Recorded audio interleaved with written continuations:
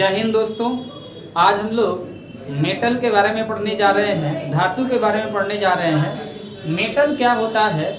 तो वैसे तत्व जिसमें धात्विक गुण पाया जाता है। धात्विक गुण का मतलब है जो चमकता है, जो आघातवर्ध एवं तन्य होता है और जो विद्युत एवं ऊष्मा का सुचालक होता है, उसी को हम लोग मेटालिक प्रॉपर्टी के नाम से जानते हैं। परंतु इसका एक अच्छा सा डिफिनीशन है कि वे तत्व जो इलेक्ट्रॉन को त्याग कर धनायन का निर्माण करते हैं उसे मेटल कहा जाता है। फिर से सुनिएगा, वे तत्व जो इलेक्ट्रॉन को त्याग कर धनायन कैटायन का निर्माण करते हैं उसे मेटल कहा जाता है। जैसे इसका उदाहरण यहाँ पे आप देख सकते हैं। मान लीजिए कि कोई मेटल है, एम है मेटल, इसने अपना इलेक्ट्रॉन को लॉस किया तो ये एम प्लस बना लिया, तो इसको बोलेंगे कि यह क्या है? मेटल है। इस एम के जगह पे हम लोग क्या लिख सकते हैं? जैसे सोडियम है, सोडियम ने अपना एक इलेक्ट्रॉन लॉस किया, सोडियम प्लस बनाया। वैसे ही यहाँ पे मैग्नीशियम है, मैग्नीशियम ने अपना 2 इलेक्ट्रॉन लॉस किया, मैग्नीशियम +2 बनाया। अल्युमिनियम है, अल्युमिनियम ने अपना 3 इलेक्ट्रॉन लॉस किया, अल्युमिनियम +3 बनाया।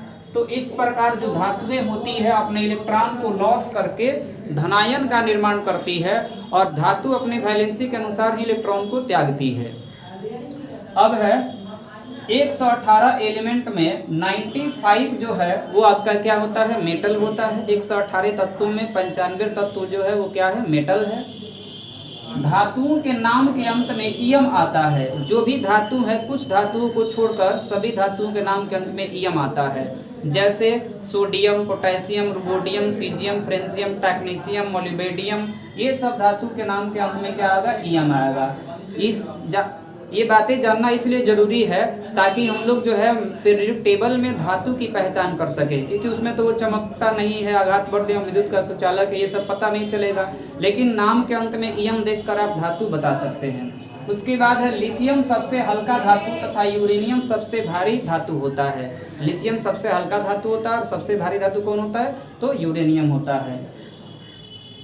पारा या मरकरी मात्र एक ऐसा धातु है जो लिक्विड स्टेट में पाया जाता है। बाकी सभी धातुएं जो है सॉलिड स्टेट में होती है, परंतु पारा या मरकरी यानी मरकरी Hg जो होता है वो मात्र एक ऐसा धातु है जो लिक्विड स्टेट में पाया जाता है। अब है मेटालिक लस्टर, जिसको धात्विक चमक के नाम से हम लोग जानते हैं। तो देखिए, धातु चमकीली होती है, ये बातें आपको पता है। धातु में फ्री इलेक्ट्रॉन्स पाए जाते हैं, जिसके कारण जब धातु पर लाइट पड़ता है तो उसके कण गति में आ जाते हैं, फ्री इलेक्ट्रॉन्स गति में आ जाते हैं और गति में आने के कारण उसमें गतिज ऊर्जा उत्पन्न होता है। इससे जब लाइट पड़ता है तो वो परावर्तित कर देता है, तो इससे धातु में चमक बढ़ जाती है। जैसे यहाँ पे अल्युमिनियम है, जिंक है, मैग्नीशियम है, सिल्वर है। ये जो होता है व्हाइट यानी गोल्ड है, ये येलो कलर का होता है। चलो, कॉपर है जो रेड ब्राउन कलर का होता है।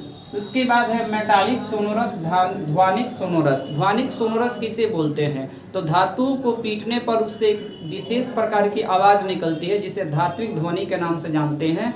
उसमें मेटालिक आयन जो होता है, जैसे ये मेटालिक आयन हो गया, और जो इलेक्ट्रॉन फ्री इलेक्ट्रॉन होता है उसमें कंपन के कारण ही उसमें जो है मेटालिक साउंड पाया जाता है, मेटालिक सोनोरस पाया जाता है। इसके बाद है हार्डनेस यानी कठोरता।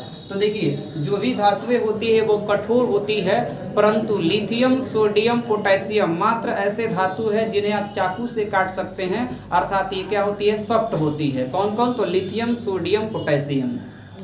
इसके बाद है आघातवर्ध एवं तन्यता, मैलिएबिलिटी एंड डक्टिलिटी।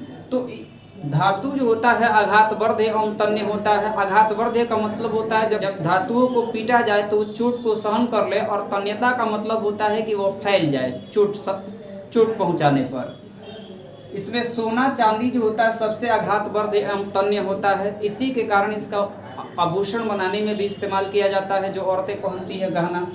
सोना को पीटकर 0.0004 mm की पतली चादर बनाई जा सकती है। सोचिए कि कितनी इसकी आघातवर्धता है, जिसके कारण इतनी पतली आप चादर बना सकते हैं। और सोना जो है इतना तन्य होता है, जो 1 ग्राम सोना को अगर आप चाहे तो उसको लंबा कर करके 2 किलोमीटर का लंबा तार खींच सकते हैं। इसके बाद है विद्युत एवं ऊष्मा के सुचालक, यानी धातुएं जो होती है विद्युत एवं ऊष्मा के सुचालक होती है। क्यों होती है? क्योंकि धातु में फ्री इलेक्ट्रॉन्स पाए जाते हैं और वो फ्री इलेक्ट्रॉन्स क्या करते हैं, जब इसमें इलेक्ट्रिसिटी या फिर हीट पड़ता है तो यह अपने स्थान पे जंप करने लगते हैं, जिसके कारण एक इलेक्ट्रॉन दूसरे को आवेशित कर देता है, दूसरा इलेक्ट्रॉन तीसरे को आवेशित कर देता है। इस प्रकार धातु जो होती है विद्युत के सुचालक हो जाती है और उष्मा के भी सुचालक हो जाती है। अब यहाँ है Ag यानी सिल्वर, Au यानी गोल्ड यानी सोना चांदी जो होता है उष्मा का सर्वश्रेष्ठ सुचालक होता है, और Pb यानी आपका लेड और Hg यानी मरकरी जो होता है ये उष्मा का सबसे कम चालक होता है, सुचालक होता है। लेकिन कॉपर और सिल्वर जो होता है वो विद्युत का सर्वश्रेष्ठ सुचालक होता है, यानी यह गुड कंडक्टर ऑफ इलेक्ट्रिसिटी होता है। इसके अलावा छठवां बात है कि इसका Mp और Dp मेल्टिंग पॉइंट या बॉइलिंग पॉइंट, धातुओं के मेल्टिंग पॉइंट और बॉइलिंग पॉइंट उच्च होते हैं क्योंकि इसके बीच स्ट्रॉन्ग इलेक्ट्रोस्टैटिक फोर्स पाया जाता है। इस मेटल आयन के बीच और फ्री इलेक्ट्रॉन्स के बीच स्ट्रॉन्ग इलेक्ट्रोस्टैटिक फोर्स पाया जाता है, जिसके कारण जो है इसका मेल्टिंग पॉइंट और बॉइलिंग पॉइंट क्या होता है, उच्च होता है। लेकिन सबसे कम मेल्टिंग पॉइंट और बॉइलिंग पॉइंट जो होता है वो गैलियम का होता है और सीजियम का होता है। यहाँ देख सकते हैं गैलियम का 30 डिग्री सेल्सियस और सीजियम का 28 डिग्री सेल्सियस होता है। इसका इतना कम होता है कि अगर इसको हथेली पर रखा जाए तो हमारे शरीर की उष्मा को पाकर ही यह गायब हो जाता है, पिघल कर उड़ने लगता है। तो ये था आपका मेटल के बारे में, फिजिकल प्रॉपर्टीज ऑफ मेटल के बारे में और मेटल की परिभाषा के बारे में। ऐसे ही वीडियो देखने के लिए आप मेरे चैनल को सब्सक्राइब करें और वीडियो को लाइक करें। वीडियो